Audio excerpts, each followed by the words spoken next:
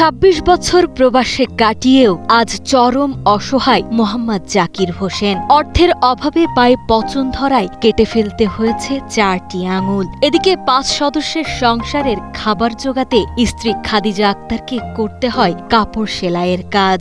Airport থেকে মানুষ বাড়িতে আসে, আমি আসছি মেডিকেলে।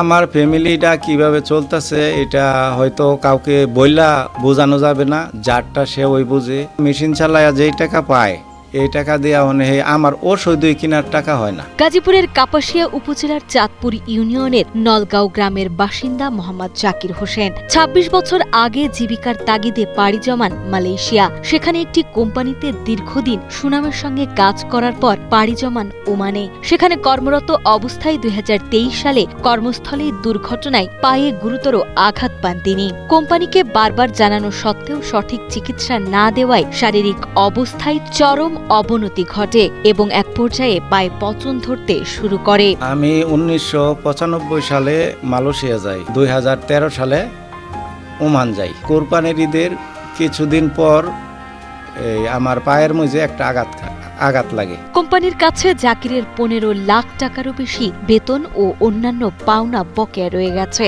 পাওনা এড়াতে শুরুতে তাকে দেশে পাঠাতে না চাইলেও বাংলাদেশ থেকে চাপের মুখে পরবর্তীতে তাকে জরুরি ভিত্তিতে দেশে ফেরত পাঠায় কোম্পানি। দেশে এনে ২ দফায় অস্ত্রোপচার করে তার বাম পায়ের ৪টি আঙুল কেটে ফেলতে হয়। বর্তমানে ধার দেনা করে চিকিৎসা চললেও পুরোপুরি পঙ্গু হয়ে পড়েছে জাকির। অন্যদিকে সংসার চালাতে স্ত্রীকে করতে হচ্ছে সেলাইয়ের কাজ। তবে এসবের পরেও চিকিৎসা খরচ চালানো তো দূরের কথা, নিত্য প্রয়োজনীয় ব্যয় ও সন্তানদের পড়ালেখা চালানোই যেন দায় হয়ে গেছে এই পরিবারের কাছে। ম্যানেজারকে বাড়ির থেকে কল দেওয়া হয়েছে যে আমার লোক আমাকে পাঠাইয়া দেও, বলে দিছে আমাকে তুমি চলে যাও, তোমার টাকা পয়সা দিয়ে দিব। এখনো হেরা যোগাযোগ করে নাই, টাকা পয়সা দেয় নাই। সেলাই কাজ করি, তারপরে হাঁস মুরগি পালি, এইগুলা দিয়েই আমার স্বামীর ওষুধ বড়ি, তারপরে মেয়েদের স্কুলের খরচ, সব মিলে আমার অনেক কষ্ট হয়ে যায়। অসুস্থ শরীর নিয়ে পাওনা অর্থ উদ্ধার ও সহায়তার জন্য প্রবাসী কল্যাণ মন্ত্রণালয় ও স্থানীয় জনপ্রতিনিধিদের দ্বারে দ্বারে ঘুরেও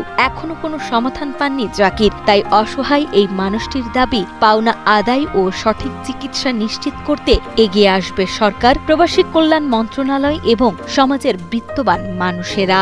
এই ২ বছর ধরে ঘুরতেছি, কোনো ফল আসতেছে না। লিখিত দরখাস্ত করে আসছি, এটারও কোনো রেজাল্ট পাই নাই। প্রধানমন্ত্রী তারেক রহমান, ওনার কাছে আমার একটাই আবেদন, উনি যদি আমার টাকাগুলা উদ্ধার করে দেয়, আমার ফ্যামিলিটা, আমি ছেলে মেয়েদেরকে নিয়ে শান্তিতে বাঁচতে পারবো। সরকারের উচিত যে এই সংক্রান্ত পরিবারের পাশে বা এই পরিবারের পাশে অবশ্যই তাদের দাঁড়ানো উচিত।